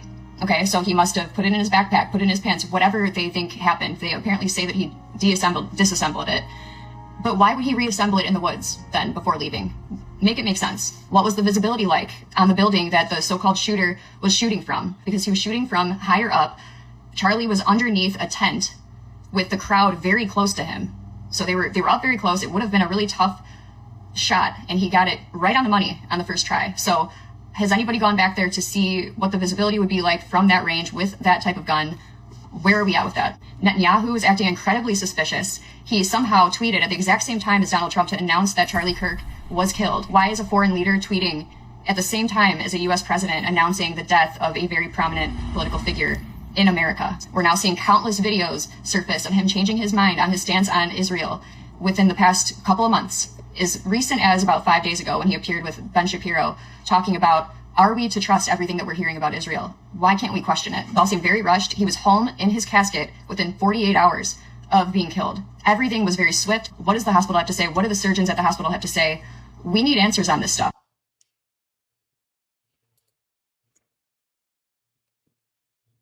Very, very true. What the hell is this? What the hell is this? They printed the pictures of the moon landing in the newspaper the next day. People were wondering how they got the pictures in the newspaper that fast for the moon landing. Brianna Morello says Marin County assumed the Trump administration after being... Marin Comey, not county. I read that incorrectly. Let me correct myself. Brianna Morello says Marin Comey is suing the Trump administration after being fired, according to the New York Times. Brendan Taylor Moore, an interesting character that I haven't followed him yet, it doesn't look like, but he has some interesting posts. He says, tell us more about Mossad's operation techniques, Hen. Hen Mazig says Mossad sent female operatives deep into Iran, seducing top officials, infiltrating government surveillance networks, and carrying out sabotage missions. In one of the most audacious operations in its history, Mossad deployed dozens of female operatives into Iran earlier this... So people are like starting to speculate on Cash's girlfriend. I don't know, does she have a billionaire father? I haven't really looked too far into her. Brianna Morello says President Trump says he's seen a report that Hamas has moved its hostages and is using them as human shields. I think I posted or commented on this particular post and asked, does he know that Hamas is run and funded by Israel? I mean, allegedly, that's what Alex Jones has said. That's what WikiLeaks has hinted at. You know, all alleged stuff. I don't know for a fact or not. I'm just going based off of people that say they have better sources than me. I mean, I feel like I'm using semi-official sources by going through them, but at the same time, I don't know what's true or what's not true. I mean, hell, this could all be state-funded propaganda for all I know. Harrison H. Smith says the Trump administration has had the universities over a barrel for the last 6 months, threatening to totally defund them for not cracking down on peaceful protest. Meanwhile, violent leftist groups continue to organize and agitate in the open. Oh yeah, The day after Charlie Kirk's murder, we're here at Georgia Tech University in Atlanta, Georgia, and the first thing I see when I come to the campus is the fall of the Trump fascist regime beginning November 5th, 2025. RefuseFascism.org needs to be investigated. 2028 is way too late. Trump must go now. If you walk with me here, we have another sign. This is the scary part. The time has come for the fall of the Trump fascist regime beginning November 5th. No, in the name of humanity, we refuse to accept a fascist America. All over the campus, similar signs. No, in the name of humanity, we refuse to accept a fascist America. RefuseFascism.org, followed by a sign that we already read. This is happening all over this campus. So you gotta ask yourself, when you see posters like this nonstop, what are they advocating for? Are they inciting certain events that we have seen recently? The time has come for the fall of the Trump fascist regime. The time has come. I want to say that again. The time has come. That is what left-leaning organization on college campuses. Anyways, it's a pretty big problem, and it has been for years. And it's kind of crazy that it's lasted this long. I mean, if they say they're cracking down on it, then why is it still happening?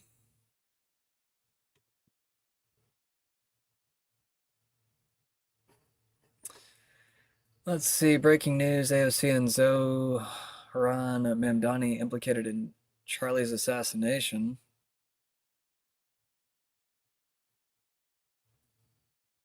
Oh yeah, I think that's from the DSA funding or something like that. Let's get into it. In a bombshell development that has rocked the political landscape, federal investigators have uncovered financial transactions linking Tyler Robinson, the confessed assassin of conservative Charlie Kirk, to the Democratic Socialists of America, the DSA. According to sources familiar with the ongoing probe, Robinson received multiple wire transfers from DSA-affiliated accounts in Orem, Utah. The funds totaling over $50,000 were funneled through shell organizations for community organizing efforts, but appear to have directly supported Robinson's logistics, including travel and weapon acquisition. Prominent DSA members, including AOC and New York Assembly member Zohran Mamdani, have been named in internal FBI documents as key figures in the group's leadership during the period of the transfers. They have neither commented publicly on the allegations. So I guess Alex Jones is right with the fact this is a little bit of Democrat influenced. possibly some rogue players in what seems like the FBI. Already had some very odd inconsistencies with the story. And I think there's a reason for that. I think it's because there might be some maybe Democrat and or rogue FBI players that could be influencing some of this. It kind of seems like it's heading in that direction. We also know that there are still quite a few, I guess, supposed deep state players that are still left over in the government right now, and that's kind of like the main resistance that we're seeing at the moment. Why these people have not been tracked more easily yet is still kind of confusing. It kind of makes me have to wonder, does the NSA have to be, does Doge need to go to the NSA? Kind of seems like something needs to happen. Is Tulsi even focusing on the NSA? I haven't heard too much. Either way, that's enough of this. I've got plenty of other videos. We'll have to save it for another time. Plenty of interesting stuff there. Tyson to remove high fructose corn syrup from all of its foods. I would like to see that in everything now. I want to see Heinz get rid of high fructose corn syrup. I know they have a sugar-only version, but they need to get rid of the high fructose corn syrup version, like altogether. And that goes for any other sauces or, any other foods that use that. Especially the barbecue sauces. There's lots of barbecue sauces that say it's sugar-free and they'll end up using high fructose corn syrup, I think.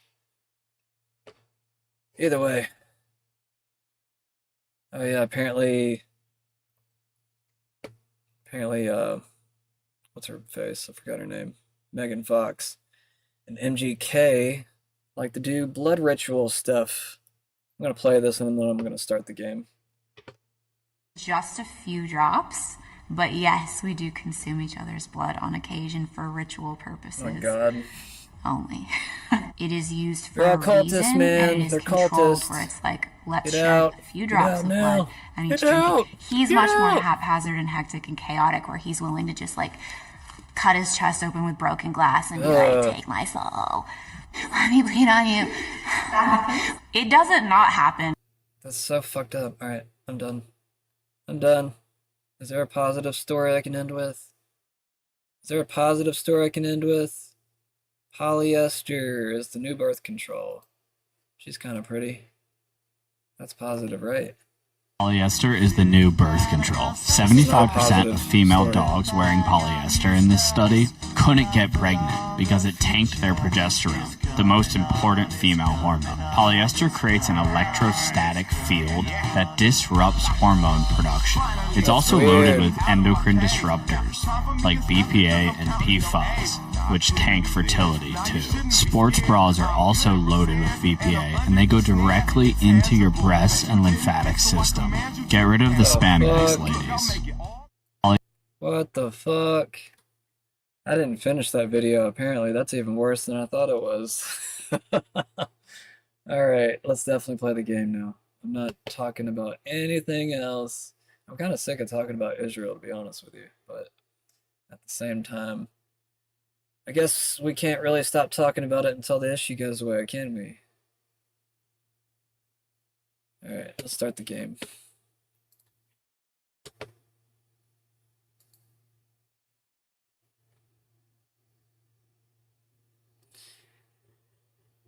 Alright, I think I have to do this. Yeah.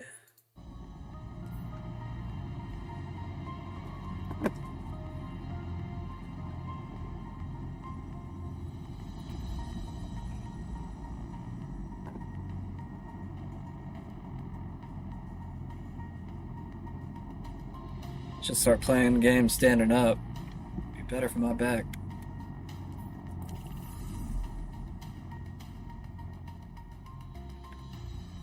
What is this? Arena?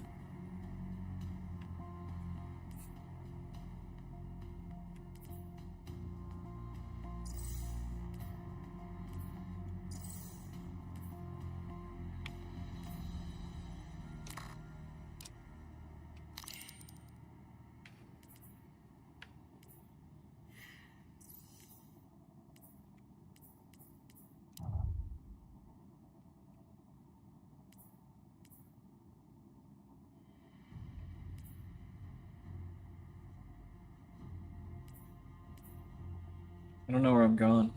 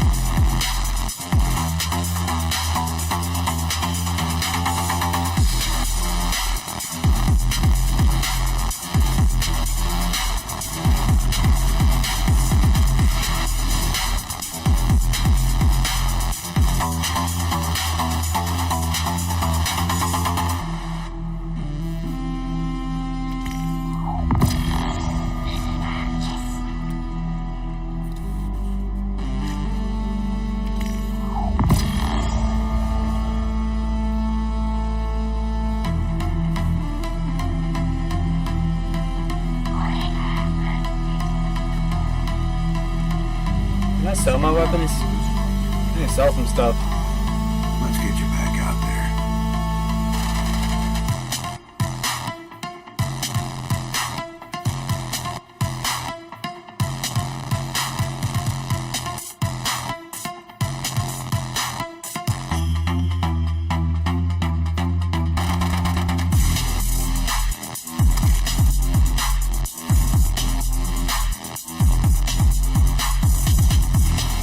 I don't know what I'm supposed to do with that.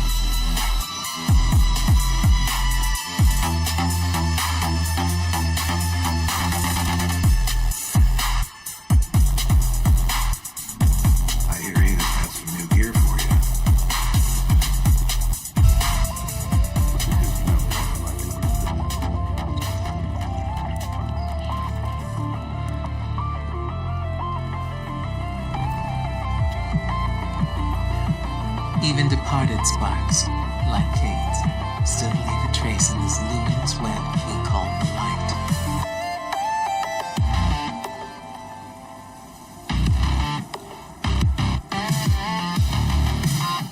What is it that Kate says? Teamwork makes the dream work.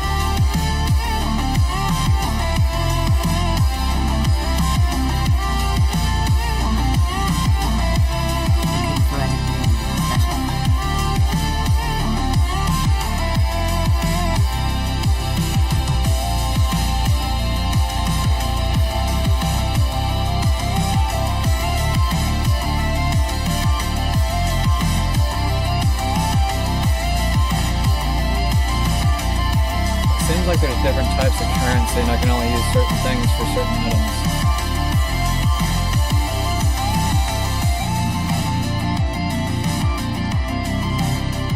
So I gotta use real money to buy anything? Is that what you're telling me?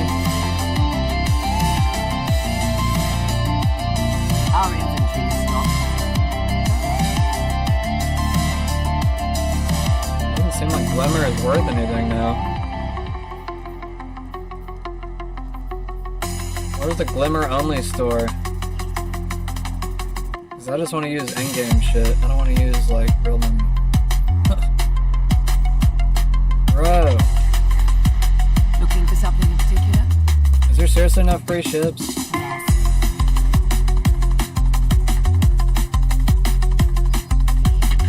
Lost items.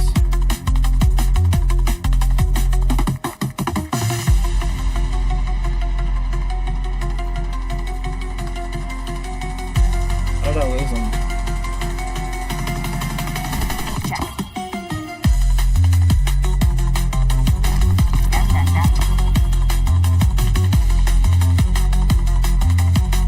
Oh, is that why? I didn't have enough space.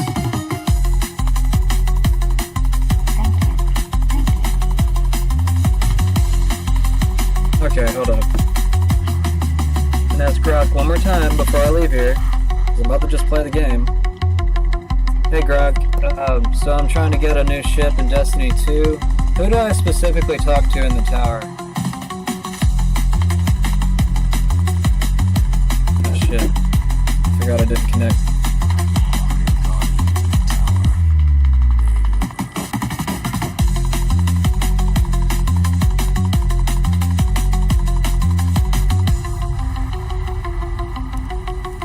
Hey Grok, I'm in Destiny 2. I'm still looking for a new ship.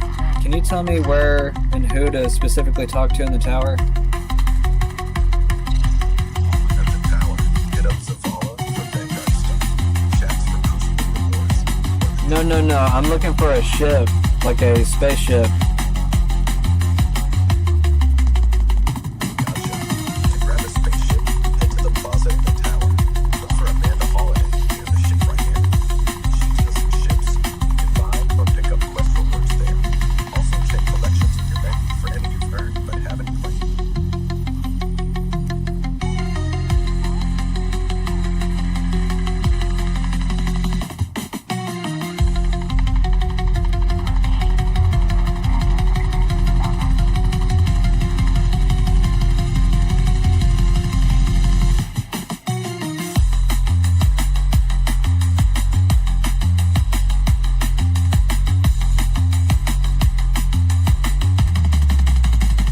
Where's the ship ride at?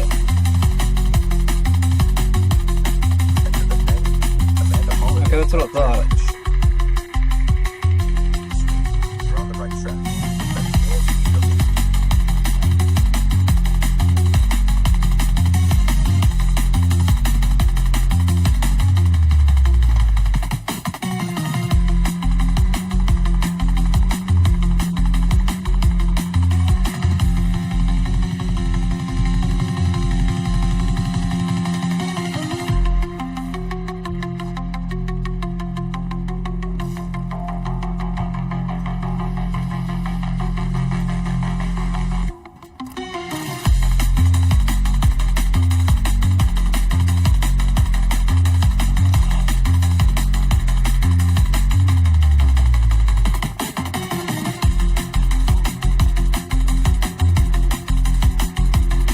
Where's Amanda Holiday at?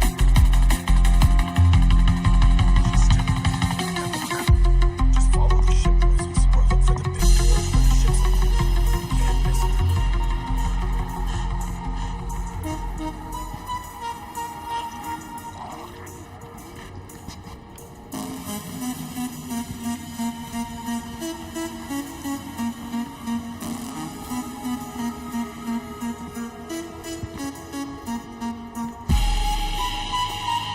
Okay, I don't know where she's at. From the tower spawn point, turn right, head toward the angle. It's the area with all the spacecraft. Amanda Holiday, near the back, by the shipwright spot. Look for her order. Okay, I see the Titan guy, but I don't see her.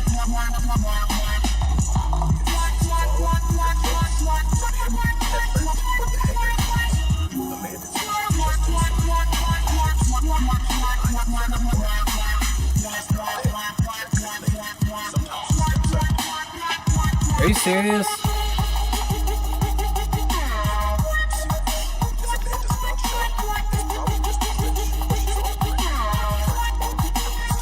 No way.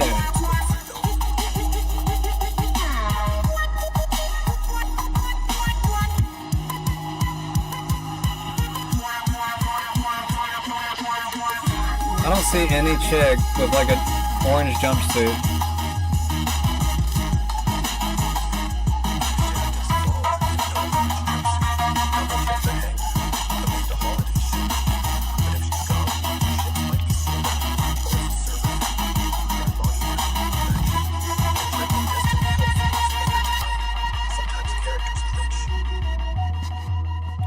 Are you sure she's not like downstairs or something weird? She's not downstairs. In the tower, it's all one level. You're either in the wrong spot or she's bugged out. If you're by the ships and no orange jumpsuit, wait a few minutes or restart. Happens sometimes. Check back around 9:30 tonight. Servers might refresh.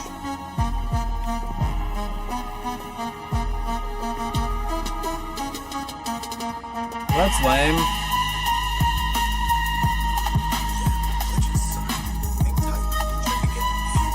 Alright, I'll come back. Whatever.